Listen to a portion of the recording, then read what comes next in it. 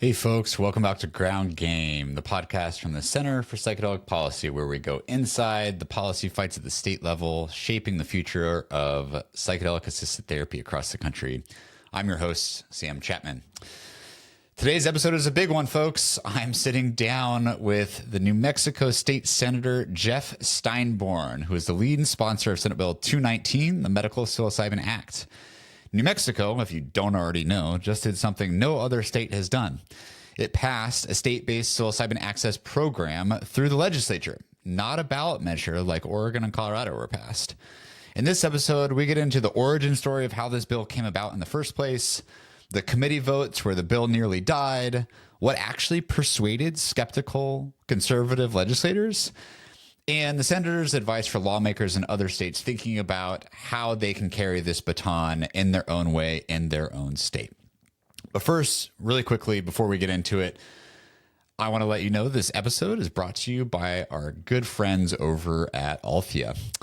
Althea builds real-world outcomes infrastructure for psychedelic therapy providers, helping clinics and programs track patient data and demonstrate the kind of evidence policymakers and payers are asking for.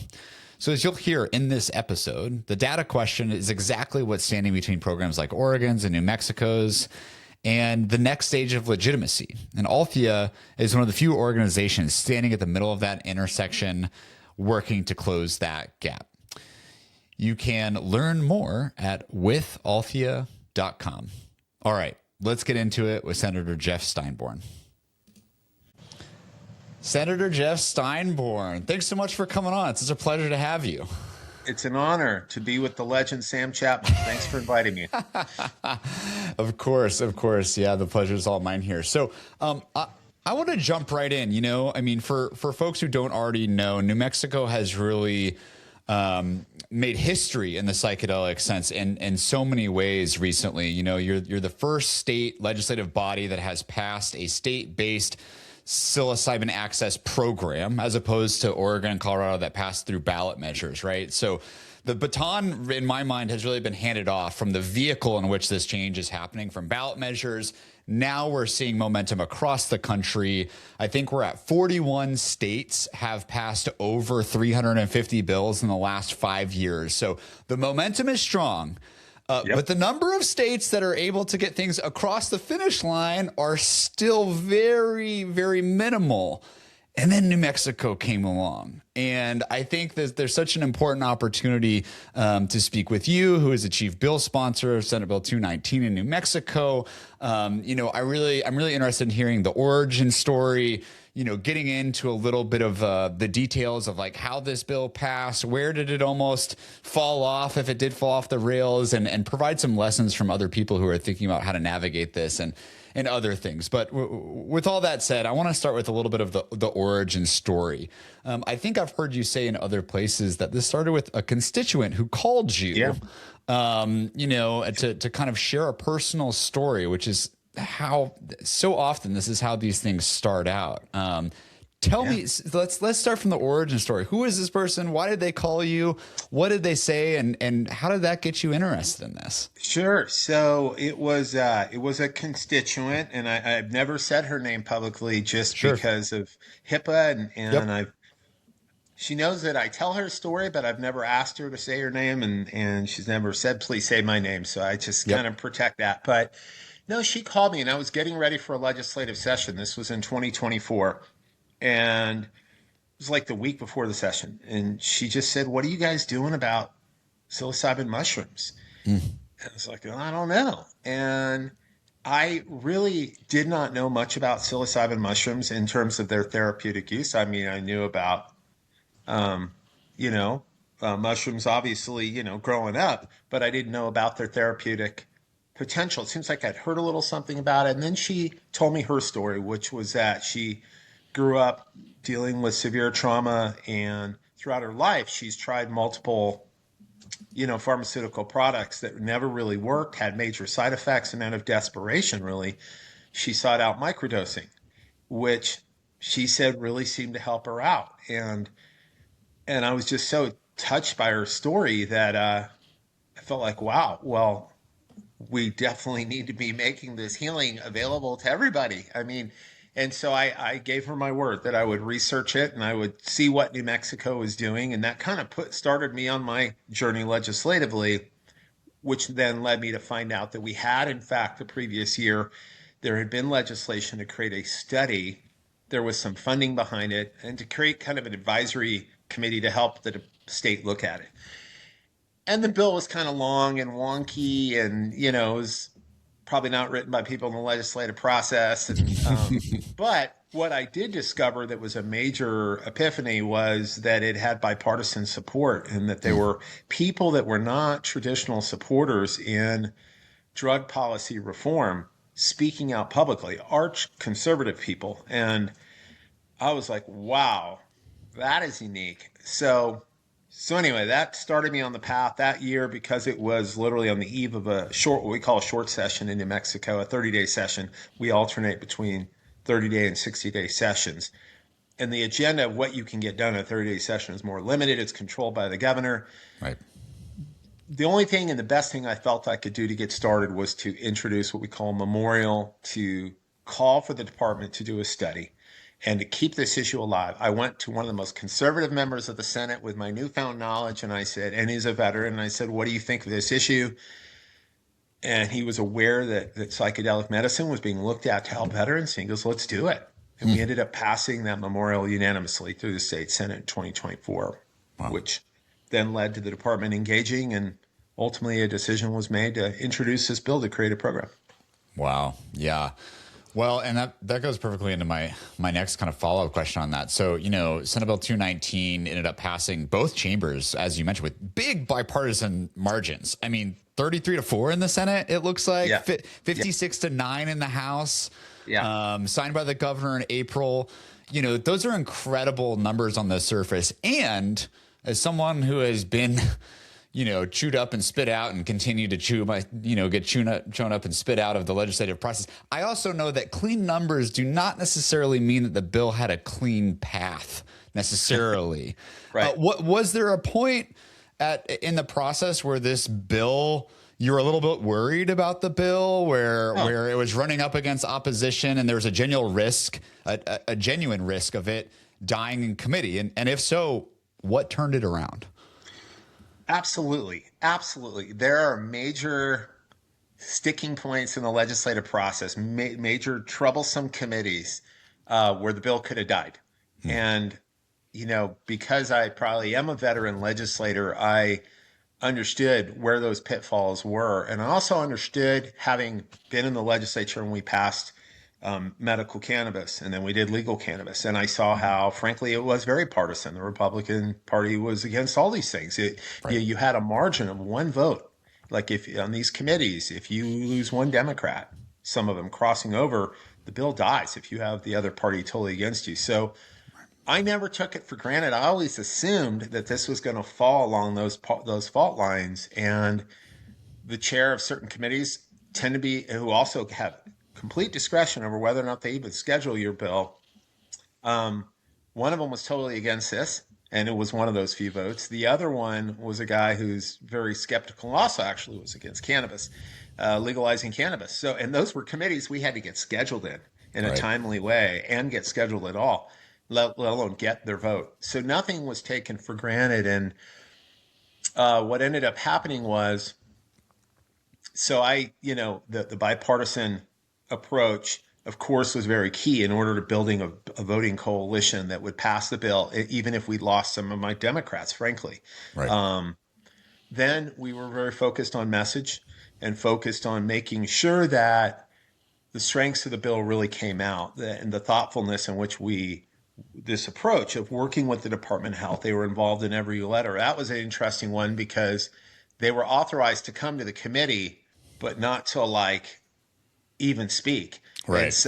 And so, but they were there, and I could say, hey, the Department of Health is here, and they were involved in writing every word of this bill, and they will answer any questions you had. No one ever called on them, but the fact that we could say that, and that we had that we were not preordaining rules and all the details. I think that's another strength of New Mexico's legislation, is you don't have to be prescriptive about every single detail. And sometimes it's better in legislation if you don't. And in our case, we delegated the rulemaking to the Department of Health. I think rightfully so, to give us time to study what you guys have done in some other states and look at the science. So all this proved effective. And really, when we had our first committee meeting, it was just amazing, Sam. We had combat veterans who had never testified before a committee, who I didn't know existed, who suddenly showed up and left their heart out on the table. My jaw dropped. I was looking at the committee. This was the first committee it was held in, one of whom, the minority leader of the state Senate, is a combat veteran. His jaw dropped. This moment transcended politics and putting on a bill and acts of persuasion and trying to get a bill passed. It was a genuine, heartfelt moment that was powerful and could not be denied. And we had a lot of messengers to length, but we also really put medical providers out in front. And so anyway, the bill ended up passing that first committee unanimously. Wow. And when that happened, I think it was the minority leader himself who made the motion to do pass motion in the committee. I was like, holy moly, like this is a new ball game. And so anyway, then we had other hurdles. We got a third committee assignment in the Senate from a very conservative committee, and the chair told me, your bill's going to die tomorrow.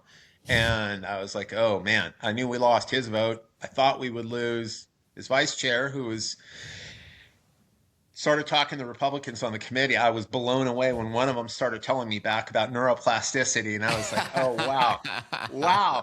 And I completely assumed that this person was going to be a vote against the bill, just kind of a rock-ribbed, traditional on-message Republican. She starts talking to me about neuroplasticity. I was like, wow, this is great. So sure enough, we ended up passing that committee 8-3.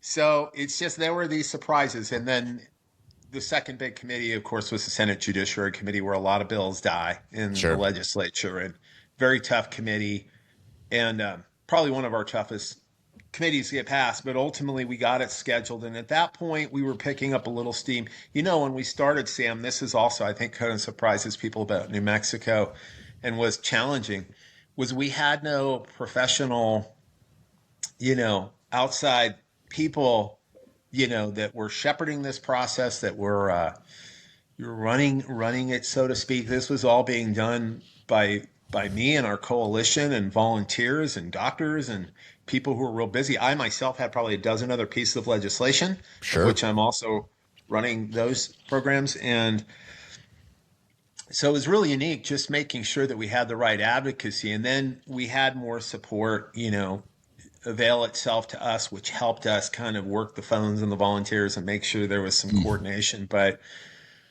yeah, we realized that we had a good chance of passing this bill. I mean, you could kind of see the landscape, but they were definitely pitfalls. We got through them. And ultimately, some of these folks who were against other things ended up voting for this bill. Some of them still ended up stuck to their guns and voted against it. Sure. But carried all the way through. And even then, there was no guarantee the governor was going to sign it, even though she had encouraged and built him. And she's kind of like that. And she ended up signing the bill on my birthday, which was, by the way, what a gift. It was so cool. April 7th, the day she signed it, was my birthday. And I suddenly got a note from a tearful supporter. It passed. And oh my gosh. Yeah, man. So it was triumphant. There's so much that I want to unpack there. I want to put a bookmark in the importance of having the agency in the room, and as a stakeholder, I think that is one of the biggest takeaways that I've seen across the country in terms of ways that bills get maybe quietly killed behind the scenes, is not including the people you're about to hand a major homework assignment to that they did not ask for. Right? Yes. But more importantly, actually, I want to start with what is the bigger takeaway right now, which feels like a really important takeaway for other legislators in other states, and specifically states that are far more conservative than New Mexico, that are, I can tell you, are thinking about some form of state access, maybe not a full program like New Mexico's, but maybe a more limited, time-bound, fiscally capped pilot program that still allows access out of the gate.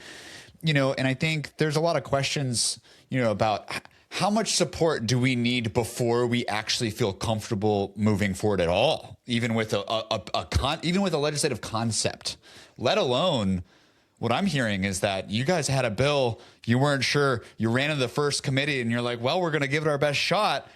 And, you know, not only did you have a good shot at it, but you earned votes right there on the spot as a result of putting the emotional stories up front. Yes. Yes. And you were willing to stick your neck out there to find out, right? You didn't shore up any votes before this first committee. It doesn't sound like you. I mean, maybe there was some work that was trying, you know, I'm sure people tried to knock on doors, but it sounds like the work that maybe with a longer timeline you would do pre-committee hearing happened in the committee in real time. Yeah. That's incredible. It is. It is. And actually, you know, I'm not always the best messenger to go and talk to the arch conservative, you know, senator. I mean, I have good relationships with those guys, but sometimes when you're dealing with something like this, right, your reaction to this can span a massive spectrum. And my experience with drug policy reform is to have expected that they could have, as a group, said, "Oh hell no, we're not going to legalize magic mushrooms." And I had to go in assuming that to be the case. That I had a very narrow margin. Of course, though, I had Republican co-sponsors in the bill. Right. I had other interesting organizations, conservative groups, reach out to me saying, "Hey, we support what you're doing." And I, of course, activated them and said, reach out to the Republicans on the committee. So I was, you know, I do organizing for a living, and New Mexico legislators, we don't get paid. So I'm an organizer and do environmental work. So you got to think about who you're trying to convince and what is the most effective messenger. And what I love about you, Sam, is this is your background as well, and you're all about the nuts and bolts of policy and how policy gets made. I think a lot of people in this space gloss over that, and they like to talk about what they'd like to have happen, but they don't realize how tough it is to do this work, the policy making part of it. Right. So yeah, we ultimately, though, the right messengers showed up, and when it broke our way in mass, I was surprised. I was floored. I didn't expect it. It turned out better than I expected. Obviously, a unanimous vote. Right. So, but I think when you do the work, you have a good product. But I think that's what's so powerful and unique about psychedelic medicine is we are seeing it completely transcend traditional political lines of drug policy, and that's to be utilized and taken advantage of in trying to pass legislation, policy. Yeah, absolutely. Okay, going back to the importance of including the agency, you know, in the room, right? I mean, so about a year ago, I did I'd spent a year conducting an analysis that I turned into a report called the National Psychedelic Landscape Assessment. And the entire purpose was, as we mentioned before, this momentum and the numbers behind the momentum is huge, but the conversion rate is honestly, dismal. You know, and the question was why? Why have things passed, you know, that have passed? Why have the large number of bills not passed? What types of policies are being passed, et cetera? And one of the, you know, being the process-oriented person within the system and understanding how that works and the strategies that it takes to actually push those bills forward, it became very clear that, you know, in terms of the stakeholders that you would be smart to put into a room, you know, people are often thinking about like, okay, like the advocate stakeholders, right? Like the people don't really have a problem figuring that out. And often there's maybe one too many cooks in that kitchen and that stops anything from moving alone. But, you know, the thing that I really saw was, wow, like, you know, even sometimes publicly, but often privately, the agency that we were giving a homework assignment to was not involved. And so, you know, and I think you maybe indicated this to some degree, many of these agencies are not necessarily allowed to like weigh in on one side or the other because they're a state agency, right? They have to, they can give their opinion on budget impact and staff capacity and that kind of stuff, but they can't say we support or oppose a bill. Yeah. That does not stop them from giving the governor an opinion on what they think privately, right? Or some other type of things, right? And so talk to me about, you know, your thinking in terms of including that agency and, you know, was there concerns from them? Did they have to be brought along? I'm thinking in terms of what might be helpful for other legislators that are talking to Yeah, their own agencies and might be a little nervous to talk sure, to their agency to say, hey, we're thinking about this big new sure, thing. Like, then they might be naturally skittish. Like, what would you say to a sure. legislator who's thinking about that at that point in the process? Well, this is a big deal and it's a big undertaking. And I think if you're thinking about the end game of getting a bill signed into law, then clearly you know that your government agencies will weigh in. Right. They will, and if they don't want something, they will kill it. They'll kill Right. it by saying it's unworkable, it's too expensive. They'll poke a bunch of holes in it and things that you didn't maybe realize, or sometimes are red herrings. Right. But they will weigh in, and so if you're trying to create a bloody program in the Department of Health, you should be speaking to the Department of Health. Now, at the end of the day, it doesn't mean that if you have a department that's intransigent, regressive, that you shouldn't, there's all different ways to try to move someone. Right. And the first way is if they agree with you, Right. in which case it becomes an easy conversation. Ideally, they agree with you. Yeah. But the next step up is, okay, if you don't, now I need to build enough strength to where we can leverage and try to, pressure you in a way to do Right. it through leverage or encourage you through a lot of numbers. Right.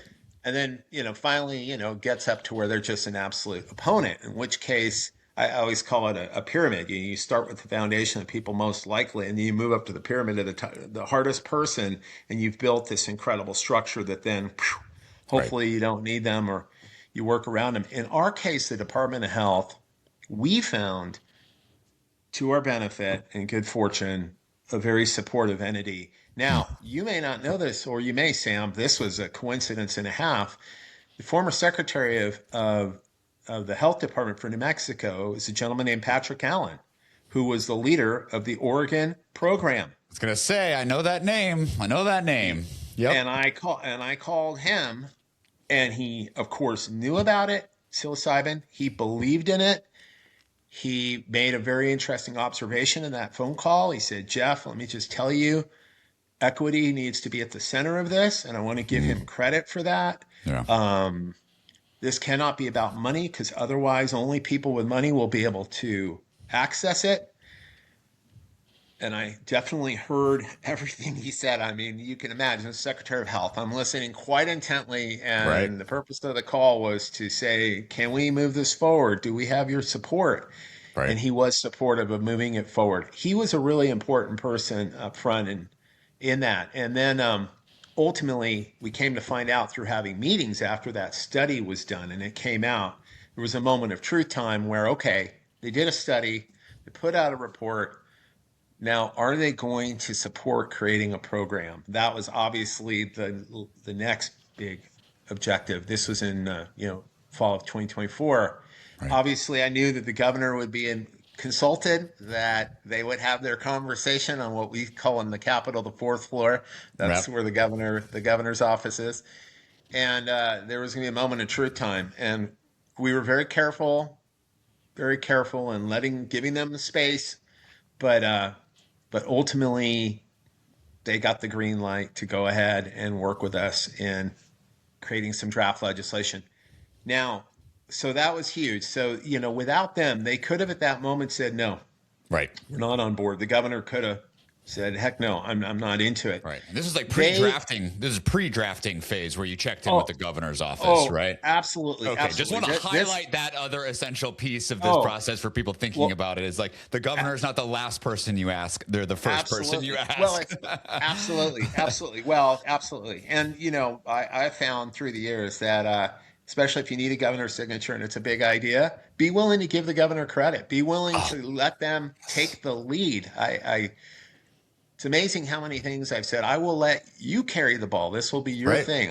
I'm happy to sponsor a bill, but you go ahead and you be the champion so they can get all the credit. Now, they often don't take you up on that, and maybe they'll come along or maybe they'll say, sure. But in her case, we had a big moment, and it wasn't just do they support this issue, but what it was going to look like. Because again, coming from me, now I'm 1,000% more knowledgeable about not only psilocybin, but the world of psychedelic medicine.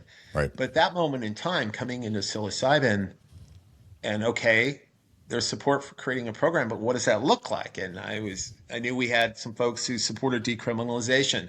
Mm-hmm. We had actually practitioners saying we've got to be much more careful with that. We should not have it full blown access because people will get hurt, and we need to protect this a little more. And so, what then the question on the table, and I kind of moderated everybody, and the opening question was, "What do you all support? What do we want to do?" And what there came into consensus in New Mexico. And I think it's really interesting because as I see a lot of national research being done, I see where things are advancing and failing in other states. I think this is kind of where people are comfortable as a society. And it's probably just based upon their own knowledge and evolution of drug policy reform or whatever, that people support therapeutic use. Right. That's where kind of a sweet spot is of support. And that's clearly the message I got from everyone, including the governor's office, is that they don't support going beyond that. And it was like, great. Sure. So with that, we started to put together the architecture of what ultimately Senate Bill 219 looked at. I want to give a shout out at this moment, though, Sam, to advocacy groups who have been working in New Mexico for years prior to that, because we were on their shoulders. The previous bill before me was generated by them. And the two groups I want to give a shout out to are a group called Soul Trip, which is based out of Las Cruces, and a practitioner named Deb Thorne. Yep. Deb. Hey, Deb. Hey, Deb. So I want to give a shout out to Deb because she was really on the ground floor here in Las Cruces. I think this patient was working with Deb, and it might have even been at the encouragement of Deb and their collective work to say, hey, let's reach out to legislators. I just happened to be the one that bid on it, or I was the first one they talked to. But of course, they had the right messenger talking to me too, with someone I knew. But so Deb did great work. And then as we advanced it, Deb, they were putting on workshops around the state to educate the public about it. But then I want to give a shout out to the psychedelic, what were they called? They since have disbanded the Psychedelic Society of New Mexico. Oh, okay. And and there was a number of advocates. They were the ones who developed the study bill in 2023. Right. But kind of got some momentum, and they had some good concepts in their bill about the advisory committee and the different diverse stakeholders. And I definitely looked at that bill and drew, I thought, the best parts of it into 219.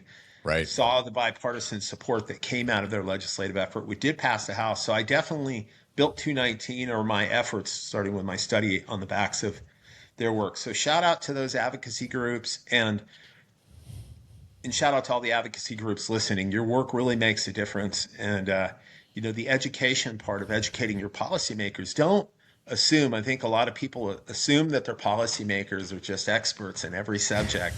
Why aren't you doing this? Even though they may know nothing about it, and no one's even handed them a roadmap on here's what you should do.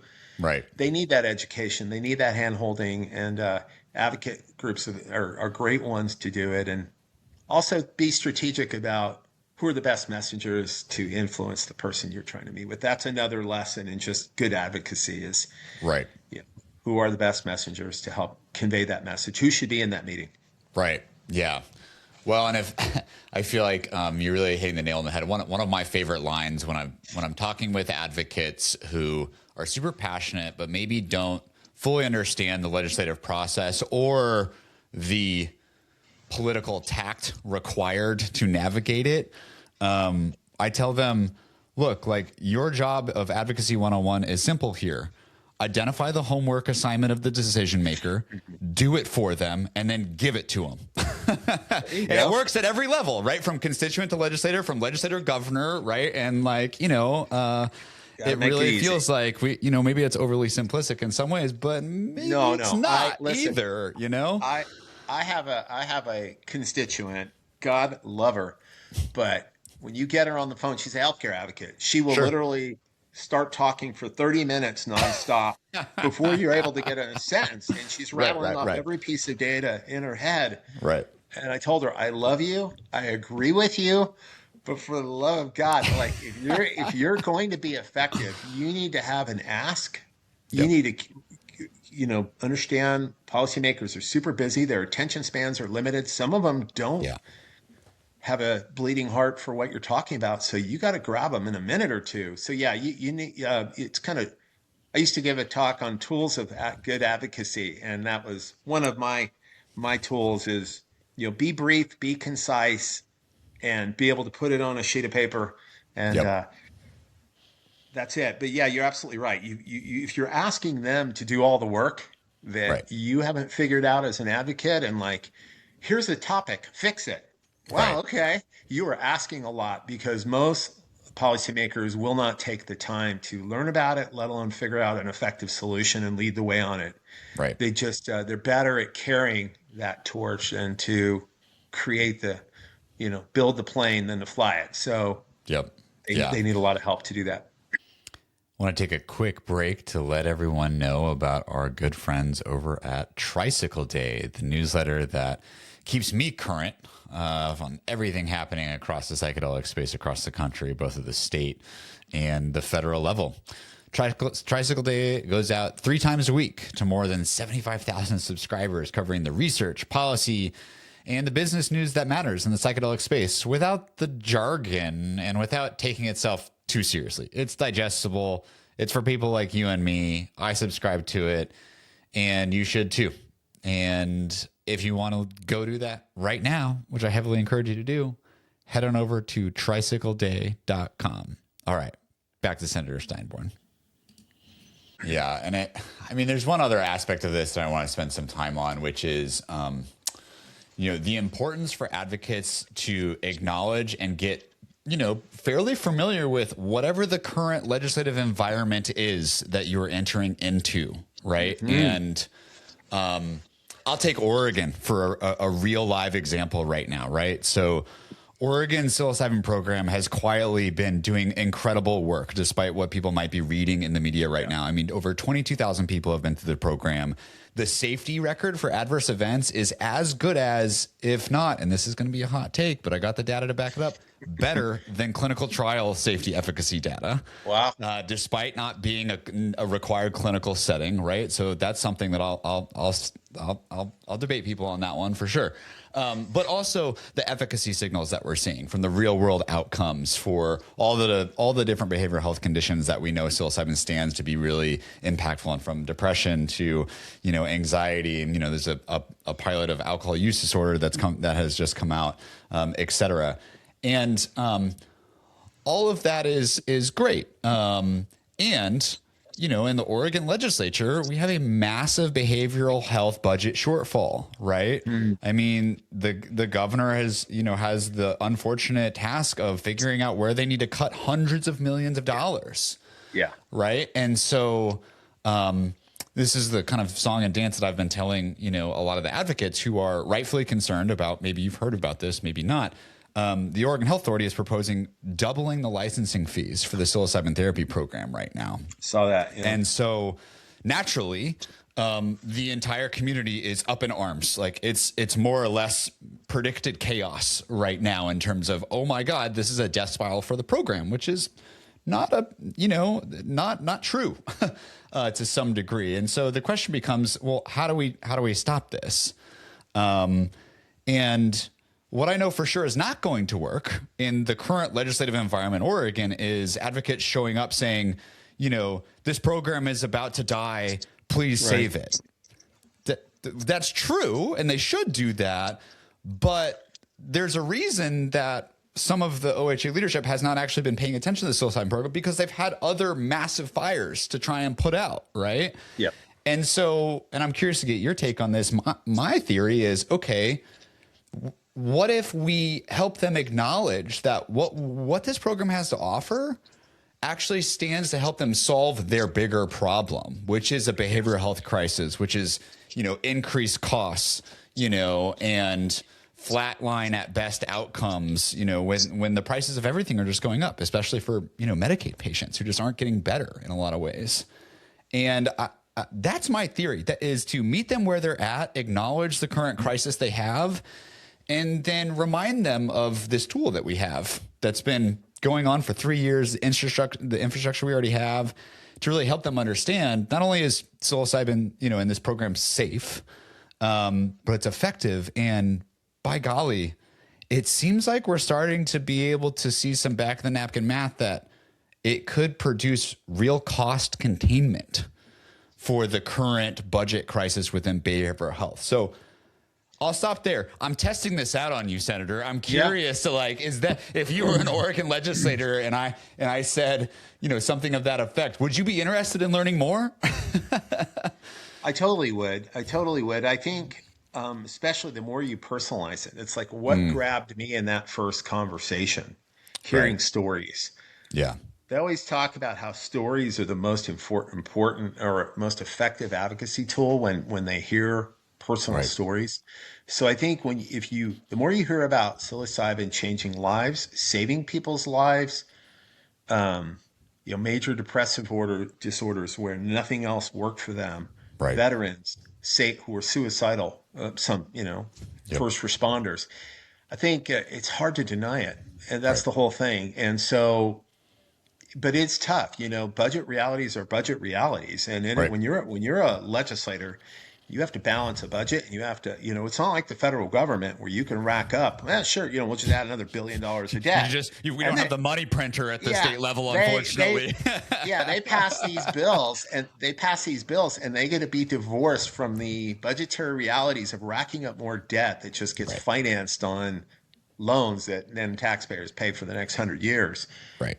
State governments don't have that luxury. We have to pass balanced budgets. So if we have a deficit, if Oregon is dealing with a deficit, or if New Mexico was, it would make it much tougher to come up with $1 million for the Department of Health. Right.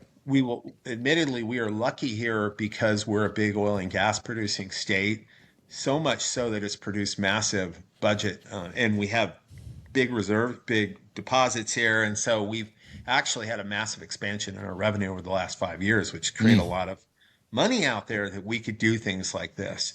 Right. We're lucky. Not all states have that. Having said that, especially it's more important that when you don't have that you have to make a case that this deserves a seat at the table, at the behavioral health solution table. It's hard to argue it isn't. There's enough data that's out there that supports that right now. You're absolutely right, Sam. And you've been really one of the leaders trying to think big about governments, we need more data on the life cycle of cost containment. And is psilocybin therapy going to be more effective financially than other forms of treatment or therapy on government, on Medicaid, on insurance companies? We're going to have to demonstrate these things really in the ideal to be able to get coverage through insurance. Yeah. Governments cover it through Medicaid, and ultimately underwrite public health staff so that it's not, so that we can keep those costs as low as possible within the regulatory system. And, kudos to Oregon. I'm not one of these guys who beats up on Oregon because, I'm so impressed. You were the pioneer, Sam Chapman. You and your colleagues out there were the national pioneers. We all owe you all a debt of gratitude for your vision and getting this done. You've treated 20 some odd thousand patients, very few adverse events. It is an amazing story. So I would just encourage, just keep telling the story. And the more we can find out those individual success stories that are willing to talk about it, maybe that will be what grabs those legislators' hearts. And hopefully someone on the budget committee says, come on, let's kick this program another couple $1 million and help these guys survive. Yeah. Because we need it to be here. So those are a few thoughts. Yeah, definitely. Well, thank you. And it it took a village to get where we are, and it's going to take that same village and a couple more villages to get where we're going for sure. But and Sam, let me give you another pat on the back. I mean, the Healing Advocacy Fund, which I know you also started, now they have staff in New Mexico. And in fact, she's from Las Cruces, Denali Wilson, who's a great advocate, lawyer, who's worked for the ACLU. Crushing it. Yeah. She's in the weeds working on the rules and helping with legislation and helping be a partner on pursuing funding. But she may be literally the only paid staff person in the state of New Mexico who's dead. But thank you, Sam, because you helped start that group. You did start that group with others. And so anyway, you've paved more paths than one that we are now the benefit of. And Oh yeah. But Well, now, now we're of course focused on where do we go from here. And research, I think, is really fundamental, including looking at cost containment strategies and right. looking at the modeling of being able to demonstrate that. So I agree Right. with you 100%. Yeah, yeah. Well, I want to stick on that one for another second here because there really is, it's interesting. Like Oregon now actually has an opportunity to maybe possibly learn from how New Mexico is thinking about its licensing structure, right? So, again, to color in, the picture and the crisis, which is producing an opportunity in Oregon. I'm seeing it in real time, which is, when Measure 109 was written, there was no other state that had a program like this, right? And so we had to pull from what we had access to in terms of functional licensing models, which was a fee-based model, right? There's a lot of programs that operate on fee-based models, which for those who Yeah. don't know, generally means, there needs, the licensing fees need to be set against what the Yeah. expected overhead of the cost of running the program itself, not treatment, but the staff and the infrastructure, everything from applications to investigations to everything else, right? And so we got to, a certain number, right, in Oregon. And that model got us 3 years in, and it's no longer sustainable. It's not meant to be a fee-based model. This is not a retail product where we're bringing in buku tax dollars on it. But we are seeing the real potential for cost containment and real, cost savings for potentially for the state. And so I'm curious, I haven't been following detail, and I wouldn't blame you if you hadn't either on any of the rules process, but is New Mexico set up to where it's a fee-based, it's going to be a licensing fee-based program, but that's way more doable because there's a more reliable funding source for it? Or I'm not sure if I'm asking the question clear enough, Yeah, but yeah, no, I'm you curious. are. Okay. Yes. So yes, the answer to your question is yes to both. Got it.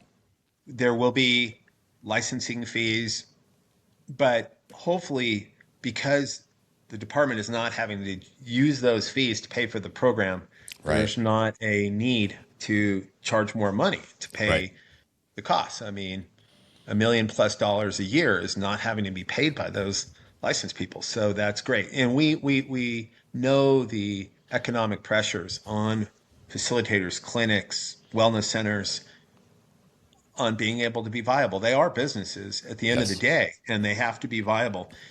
So we get it. We've heard that message loud and clear, and we'll be watching that. We at our stage in New Mexico, our program is going to start this December.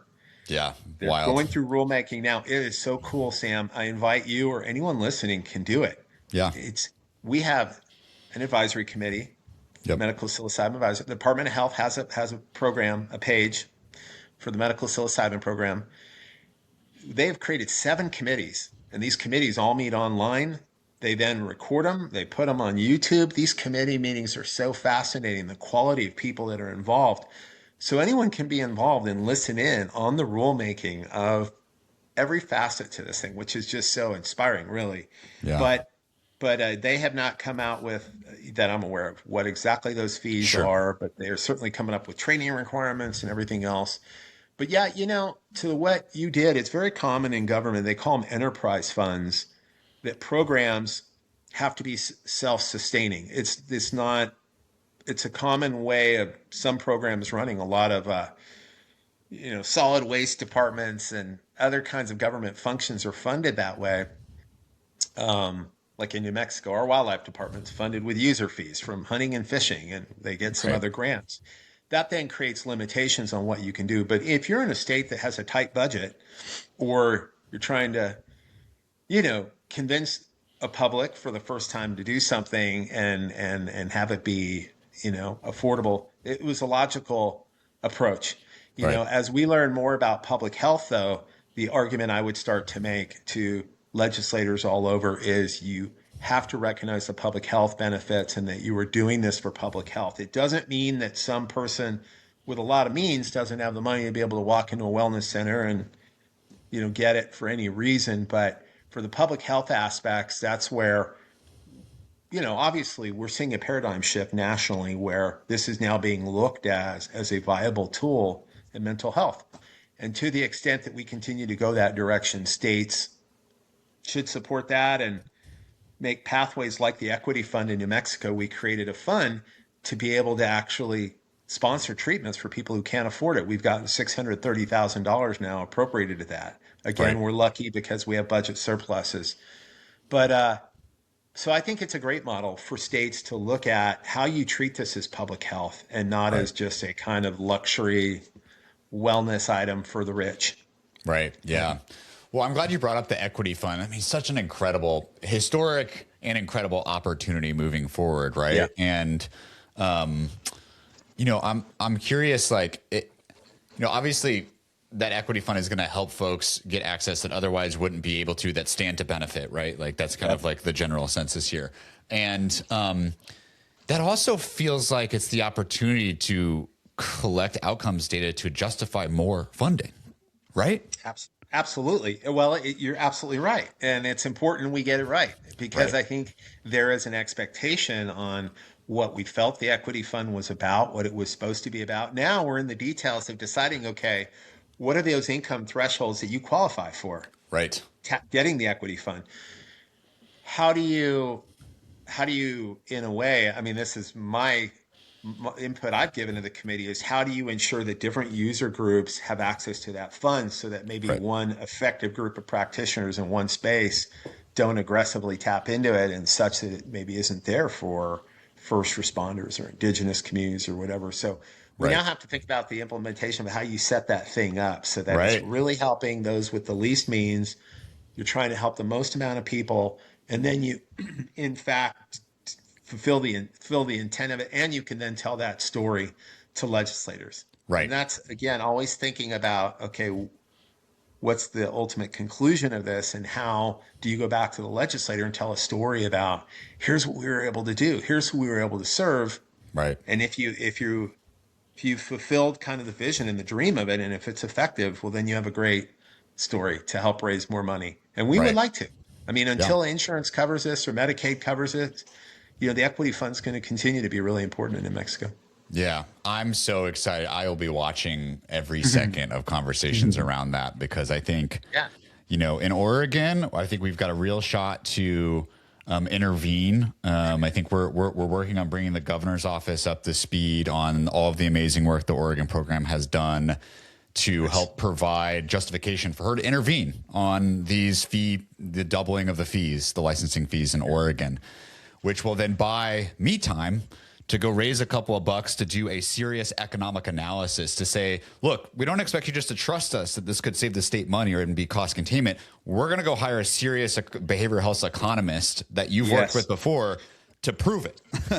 Sam, let's do this right here, right now. There's $50 million, ARPA-H, in the president's executive order. Yep. Let us encourage ARPA-H, HHS to use some of that $50 million to do this exact study you're talking about. Leverage Oregon, leverage New Mexico's new program, where we will specifically be utilizing low-income, diverse, indigenous communities who will have access to this program.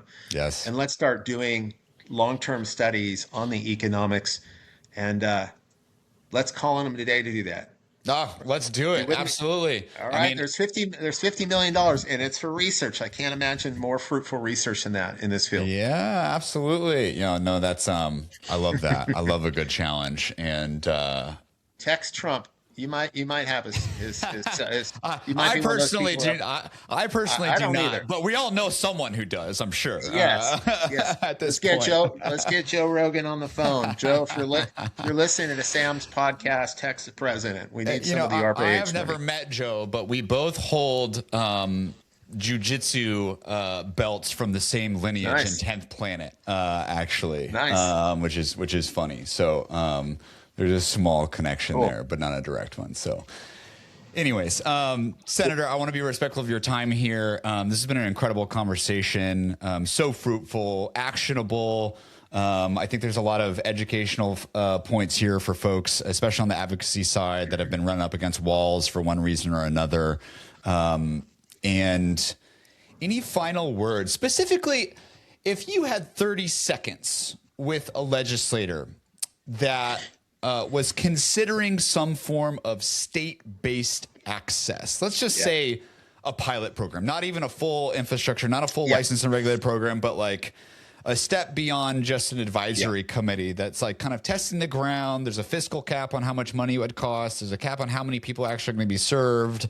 You know, there's going to be data outcomes reporting to kind of help justify, is this worth continuing to look into or not? But they're skeptical. They're a little nervous, you know, probably because they've never done anything like this. They're worried about sticking their neck out there. Maybe it's an election season coming up. 30 seconds. What do you share with them? Well, number one, the public, according to polling, the public supports therapeutic use of psilocybin. So the public is with you in that lane. Number one, you can feel good. And number two, it's bipartisan. We're seeing, in fact, in some places, Republicans leading on psychedelic therapy. So know that too. It's bipartisan. I know it shatters the paradigm of old paradigms on drug policy, but this is what we're seeing here. Number two, the data is showing that psychedelic therapy is effective in certain treatments, and more research is coming out every day. But it is a tool that people need for some of the most desperate mental health struggles they're dealing with. PTSD for first responders, people coming back from war, people with major depressive disorder where other pharmaceuticals aren't working, even substance abuse disorder, opioid abuse disorder, really tough societal problems. This is a tool. So if you want to, and know that this is happening. So I think states as mental health, behavioral health systems as a starting point, the responsible thing to do is to create a pilot where maybe you engage some of your research universities, you establish a few sites, you appropriate a few dollars, and you look at this as not only research for your state and a kind of a demonstration project, but also that through the act of doing that, you're actually going to be giving therapy to people who need it. That's the cool thing, is it's not just quote research. There's a person on the other side of that research who's going to be the beneficiary of it. And so you can look at it as you're giving $500,000 to help people struggling with these conditions in your state. They will be very grateful for you. Yes, you know, you want to have experts involved because there are, you know, you want to screen properly and make sure that the right group of people are getting it and those that shouldn't be getting it aren't. But again, as we've seen in Oregon, it's very, very safe. I know it's taken longer than 30 seconds, Sam. No, that's the other thing, is that we have a real world data set in the state of Oregon that's had over 20,000 patients, very, very few adverse events, probably far less than other serious, you know, psychiatric drugs. Yeah. So it's safe. You don't have to feel like you're doing something risky. You know, it needs to be handled with respect. But I'd say go for it. It's the responsible thing to do. Otherwise, you have your head in your sand and you're not actually looking at the data and what's going on in other places. So. Right. Yeah, absolutely. It's a good place to start. Yeah. And that immediate access one is so key, right? There's a lot of states that are doing a lot of good work, you know, putting funding and putting money where their mouth is for federal studies, which are great. Like, I can't wait until we're all standing in the middle of the intersection between the federal top-down process and the state looking up, and like that's going to be really fun conversations. And we don't necessarily know how long that'll take. Hopefully, it won't take that long, but we don't know. So in the meantime, let's think about trying stuff out at the state level, right? We've got an opportunity in front of us. And I'm going to throw out a different idea for people listening in the policy space. I was speaking to a legislator from another state who heard about my work, who called me the other day. They're in kind of a tough environment in terms of skepticism, in terms of money. It's like, okay, well, here's an alternative approach for a simple bill that would be minimal involvement of the state. If you recognize that these therapies can be helpful for people, what if a state just said, we're going to allow medical use under approved programs with approved training as approved by the state, and we're going to just have a loose oversight role, and we're going to basically decriminalize people's use of it for certain medical conditions if they're using approved providers, period. And minimal staff oversight, and just at least take the boot of the Controlled Substances Act off people's neck and give them access to this at a minimum. Even if you don't want to spend the money to create a whole program, at least give them access and that opportunity to be able to access something that's proven effective. So that's another model. I think that could work, is actually a deregulated model that's not full on decrim, but decrim for medical use. Right. I love the innovation in that thinking. That's incredible. I even wrote him a bill and I texted it to him right there on the spot. I love that. While I'm talking, I don't know if you're allowed to send him an invoice or not, but if you are, you definitely should, Yeah, no, it's like, if it involves, as an unpaid legislator, the only unpaid legislature in New Mexico, apparently if it involves money, I'm not comfortable with it. It stops being inspiring to me. So, it's paying bills are good, Sam. I also have to pay my bills, but I do that through my conservation work. But partner, it's such a pleasure talking with you too, Sam. And I'm really inspired by your work and what you've done in Oregon and what you've done in your other endeavors, and now what you're doing with the Center for Psychedelic Policy and your new podcast. You're really helping to lead the way in policy innovation, and that's what we need right now. Oh, well, thanks so much. So thank you. Yeah, absolutely. And I just finally, I had I really enjoyed listening to your podcast recently about the research work happening in Oregon with the program there. And I know I made sure our Department of Health, listening to your podcast, that we were in communication. It turns out that they also presented at a committee here, and people are very much in communication. Thanks for educating people like me, policymakers, on what we need to be thinking about. Yeah. Well, I'll be sure to send over the a new report that synthesizes all of the data that we have in Oregon's program. It's the Oregon Psilocybin Program Snapshot Report. We've got all this data, incredible data in different places, but it's never been digested and put into one report for decision makers in other places. So stay tuned. That's going to be coming out in the next week or two. And it really starts to look at not just the safety data, but the efficacy, and starts to scratch the itch on the potential cost containment, cost savings for the state too. So awesome. More to come on that. Good. I will wait for it. Look forward to it. All right. Well, thanks so much, Senator. Talk to you soon. You got it. Thank you, Sam.